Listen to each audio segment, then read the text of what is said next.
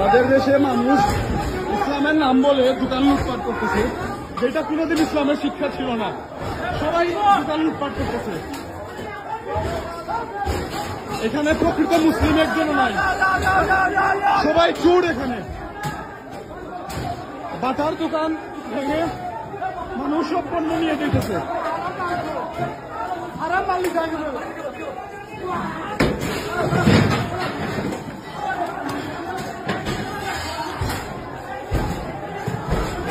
ইসলাম কখনো এটা দিবে নাই।